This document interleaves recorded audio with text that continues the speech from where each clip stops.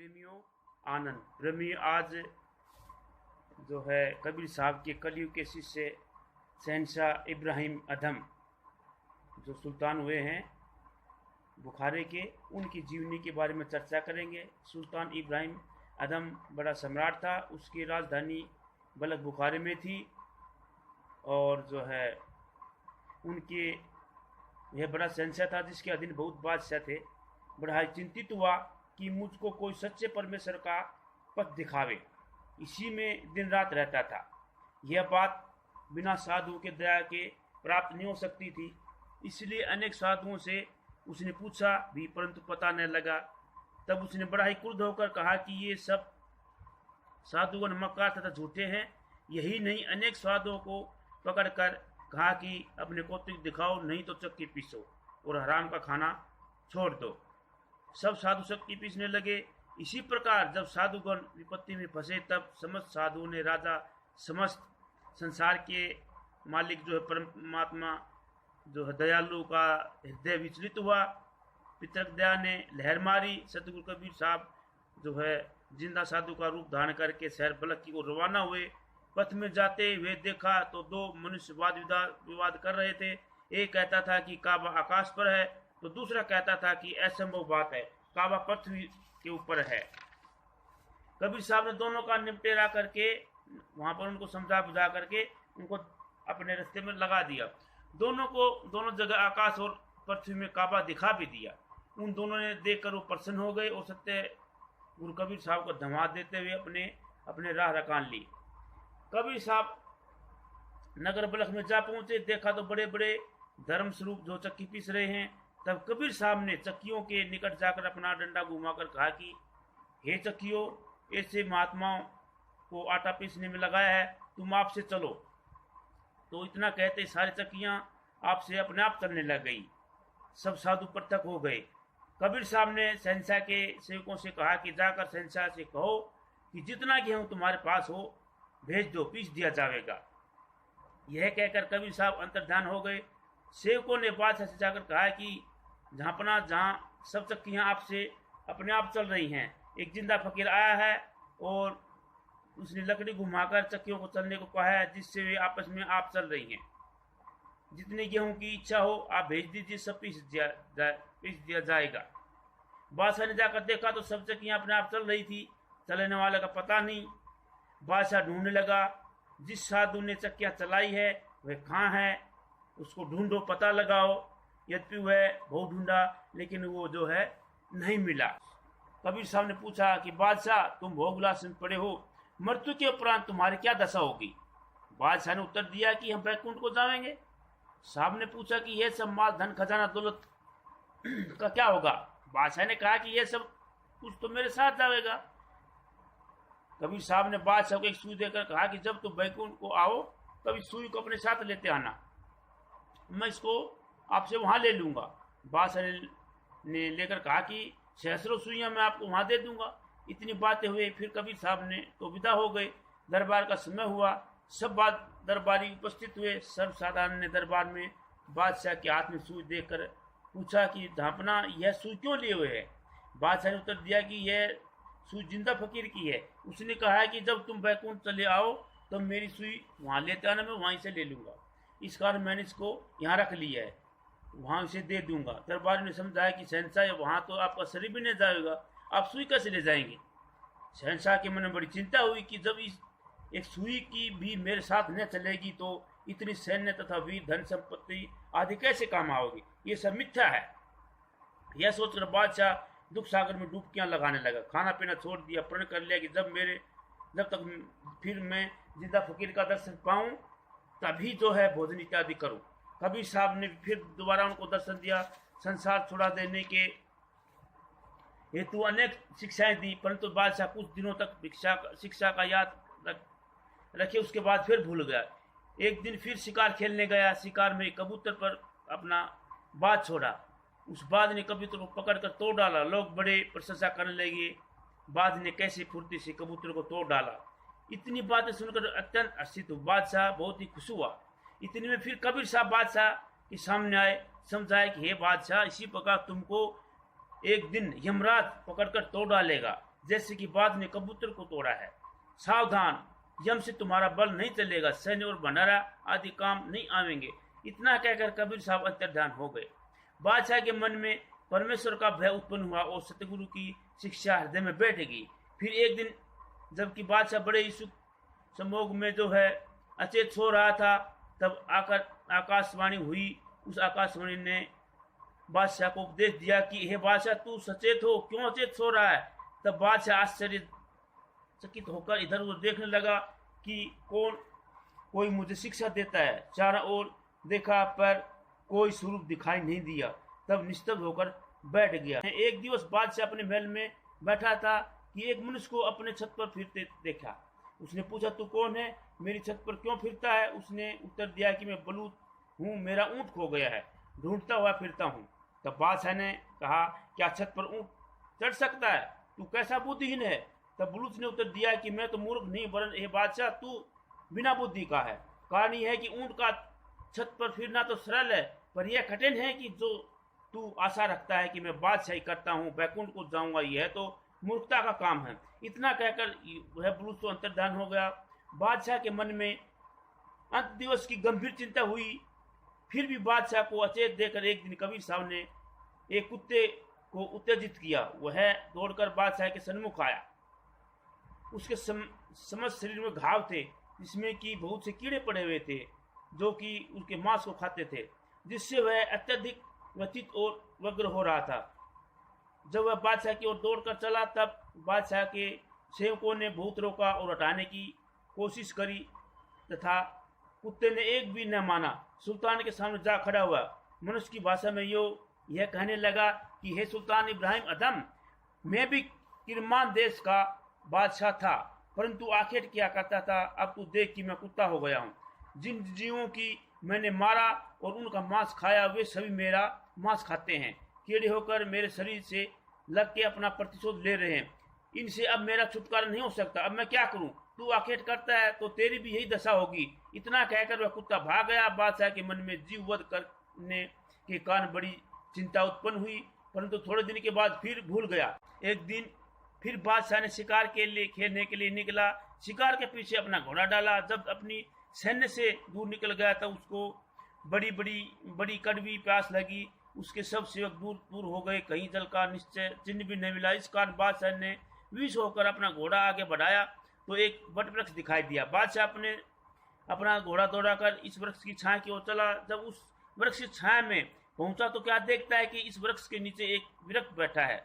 उसके दोनों ओर जल से भरे 2 कोरे घड़े रखे हैं, उन पर कोरे प्याले रखे हैं। उस महात्मा ने बादशाह को जल पिलाया। जब वह जल पीकर ठंडा हुआ तो क्या देखता है कि उस महात्मा के दोनों ओर 2 कुत्ते बंधे हैं और एक भूखा, एक भेक खाली है, एक खुटा खाली है। उस व्यक्ति ने घी, मैदा, भांति भांति के मेवे तथा मिश्री आदि निकालकर उस दोनों कुत्तों के सामने मृदा रखा, परंतु उन कुत्तों ने वह मृदा न खाया। वह महात्मा छोटे से उन कुत्तों को धमकाने लगा कि मृदा खाओ, नहीं तो मैं तुमको दंड दूंगा, पर वे कुत्ते मलिदे में मुंह भी न लगाते थे। बादशाह ने कहा कि साईं साहब, ये मृदा खाना क्या जाने, उनको आप क्यों आंखें दिखाते हैं? फकीर ने उत्तर दिया कि बादशाह, यह बात नहीं है, ये दोनों इसलिए यह पदार्थ नहीं खाते कि इन्होंने पूर्व जन्म में कुछ दान पुण्य नहीं किया। यदि दान पुण्य क्या करते तो निसंदेह खा सकते थे। बादशाह ने पूछा कि पूर्व काल में ये कौन थे? संत ने उत्तर दिया कि ये दोनों बलख बुखारा के बादशाह थे। उन दोनों का नाम भी कहा। तब शहंशाह ने जाना कि ये दोनों मेरे बाप तथा दादे हैं। नाम सुनकर बादशाह लज्जित हुआ। फिर पूछा, तीसरी में किस प्रयोजन से खाली है? फकीर ने उत्तर दिया कि इस समय जो बादशाह बलख बुखारे का है तो सिंहासन पर आसीन है, वह मरकर कुत्ता होगा, तब मैं उसे इस तीसरे कुत्ते से बांधूंगा। इस बात को सुनकर बादशाह के मन में बड़ा शोक हुआ। यदि मुझको मरकर कुत्ता ही बनना पड़ेगा तो बादशाही तुच्छ है। यदि मुझ पर यही विपत्ति आती है तो संसारिक वैभव लेकर क्या करूंगा? इससे संसार से घृणा उत्पन्न हुई। दुख का बादल हृदय पर छा गया। अंत का सोचा हुआ कि मैं कैसे कुत्ता न बनूं। साधु के उपाय बताते ही बादशाह ने साधु को पहचान लिया कि सब और वो अंतर्धान हो गए। बात बढ़ती है प्रेम। एक दिवस ऐसी घटना हुई कि एक मनुष्य बादशाह ही दुर्ग के भीतर आ गया। सिपाही लोग उसको बाहर निकलने लगे, परंतु वह निकलता नहीं और कहता है कि कि भाई मैं पति को, ये सराय है, संध्या हो गई है, इस सराय में रात बिताकर प्रातः काल में यहाँ से विदा हो जाऊंगा। सिपाहियों ने समझाया कि यह सराय नहीं है, यह तो बादशाह दुर्ग है। उसने कहा कि यह तो दुर्ग नहीं सराय है, मैं पथिक हूँ, इस सराय में रात बिताकर प्रातः यहाँ से चला जाऊंगा। यद्यपि सिपाही बहुत कुछ समझाते पर वह फकीर मानता नहीं था, बारंबार यह कहता है कि यह दुर्ग नहीं है, वैसे मुसाफिर खाना है। इस बात पर बड़ा हल्ला मचा। इस अवसर पर बादशाह वहां आ गए और पूछा कि यह क्या हल्ला है। सुल्तानी सेवकों ने निवेदन किया कि ये मनुष्य दुर्ग के भीतर घुस आया है। यद्यपि उसको रोकते हैं पर यह नहीं मानता है, कहता है कि यह दुर्ग नहीं सराय, मैं इसमें रात भर रुकूंगा और मैं सुबह चला जाऊंगा। यह बात सुनकर बादशाह ने प्रश्न किया, ये पथिक, इस दुर्ग को तुम सराय कैसे कहता है? पथिक ने बादशाह से पूछा कि इस दुर्ग को किसने निर्मित किया? बादशाह ने अपने नाना अथवा परनाने का नाम बताया। पथिक ने पूछा कि बादशाह के उपरांत फिर कौन रहा? बादशाह ने उत्तर दिया कि मेरा नाना रहा। मुसाफिर ने कहा फिर कौन रहा? बादशाह ने उत्तर दिया कि अब मैं हूँ। फिर कहा तुम्हारे उपरांत कौन रहेगा? तब बादशाह ने कहा कि मेरा पुत्र रहेगा। तब उस पथिक ने कहा कि बाबा, जहाँ इतने पथिक आए और चले गए, किसी को स्थिरता नहीं हुई, यह दुर्ग कैसे ठहरा? यह तो अवश्य ही सराय है, मुसाफिर खाना है। यदि इसी सराय में एक दिन मैं भी रह जाऊंगा तो आपत्ति क्या है? यह बात सुनकर बादशाह तथा सभी मनुष्यों को चेत हो गया, क्योंकि वास्तव में यह संसार जो है एक सराय है और पूर्णतया अस्थिर तथा नाशवान है। इस वक्त सुल्तान इब्राहिम अदम ने कबीर साहब के अनेक कौतुक देखे, अभी तक उसको संसार से पूर्णतः घृणा हुई नहीं थी।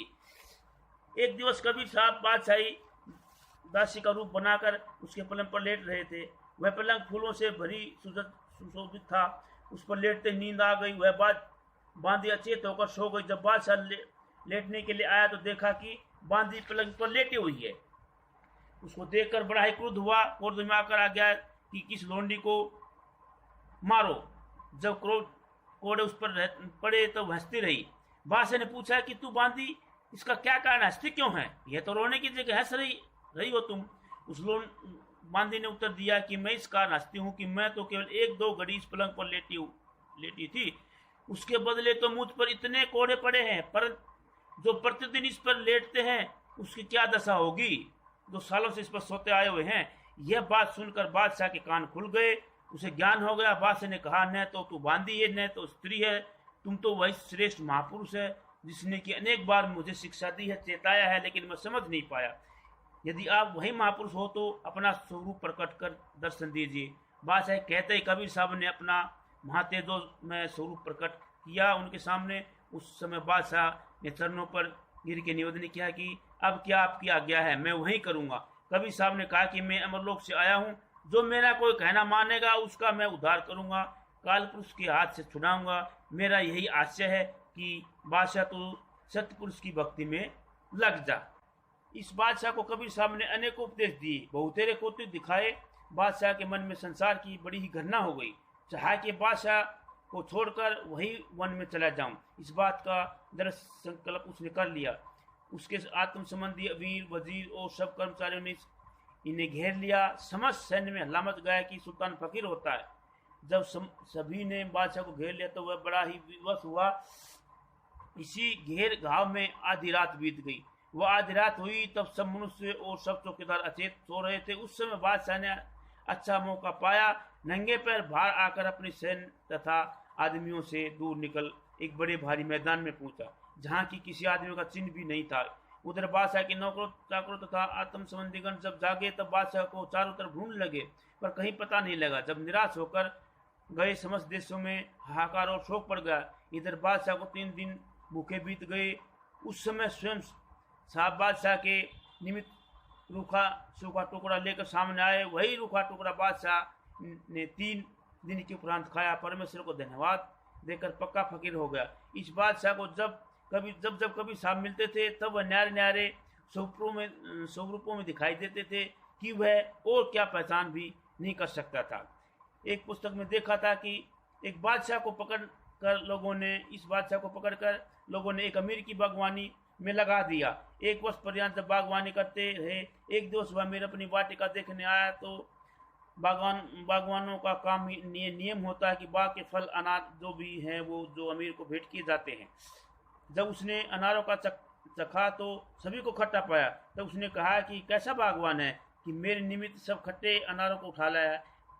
फकीरी भेष में बने हुए बादशाह ने उत्तर दिया कि मुझे खट्टे मीठे का ज्ञान ही नहीं है, क्योंकि मैंने कभी चखा ही नहीं। अमीर ने पूछा कि तू कितने दिनों से यहाँ बागवानी करता है? उन्होंने उत्तर दिया कि 1 वर्ष हुए। तब अमीर आश्चर्यचकित हुआ। वो कहा कि यह कौन मनुष्य है जो कि वर्ष भर बीत गया और बागवानी करता है, परंतु बाग का कोई फल भी नहीं खाया इसने? ऐसा ईमानदार यह कौन है? जब भली भांति प्रकार जांच किया गया, पूछताछ किया लोगों से, तो लोगों ने पहचाना, तो कहा कि यह तो सुल्तान इब्राहिम अदम है। वह अमीर नित्यांति लज्जित हुआ और हाथ बांधकर अपना जो है अपराध से क्षमा मांगने लगा, पर वे तो हंसकर वहां से कहीं और चले गए। एक बार इब्राहिम अदम का बेटा तो सिंहासन था, रात के समय की नदी के किनारे आनंद विलास कर रहा था। नावें नदी में चलाई जाती थी, खूब प्रकाश हो रहा था, नाव तमाशा तथा हंसी ठट्ठा मस्करे हो रहे थे। उस समय फकीर की अवस्था में बादशाह इब्राहिम अदम चले जा रहे थे। लोगों ने पागल समझकर उनको पकड़ लिया। रात भर ठट्ठा मस्करी करते, जैसे होली के जो है के दौरान जो सांग तमाशे करते हैं वैसा ही ठट्ठा उनके साथ होता रहा। उन्होंने किसी प्रकार का अवरोध नहीं किया। जब प्रातः हुआ तो सब लोगों ने पहचाना है कि यह तो हजरत है। तब बादशाह का जो पुत्र था बड़ा देखकर दुखी होकर कहने लगा कि पिताजी, आपने अपनी कैसी बुरी हालत बना रखी है, आप पागलों के सामान फिरते हो। मैं इतना बड़ा बादशाह हूँ कि जो चाहूँ सो करूँ, समस्त देश मेरे वश में है। आप जो कहेंगे सो मैं करूँगा, सभी मेरे वश में। इब्राहिम अदम ने अपनी गुदरी सीने वाली जो सुई थी वो नदी में फेंक दी और अपने पुत्र से कहा कि तू कहता है कि मैं बड़ा बादशाह हूँ, तो मेरी सुई मुझे मंगवा दे। बादशाह ने कहा कि मैं 1000 सुइयाँ मंगवा देता हूँ। बादशाह ने कहा कि नहीं, मेरे को तो वही अपनी सुई से चाहिए। तब बादशाह शहजादा जाल डलवाए और बहुत ढूंढा पर वह सुई नहीं मिली। तब इब्राहिम अदम ने कहा कि हे नदी, तू मेरी सुई दे। उस समय नदी से एक मछली वह सुई मुंह में लेकर के उनके पास आई। उन्होंने अपनी सुई ले ली। शहजादे से कहा कि देख, तेरी आज्ञा से बढ़कर है, अथवा तेरी आज्ञा तेरे देश मात्र में, मेरी आज्ञा नदी पर्वत आदि जड़ चेतन स्थावर सभी जंगम सभी जगह में मानते हैं। तो प्रेमियों, ये थी इब्राहिम बादशाह की जो है जीवनी। प्रेमियों।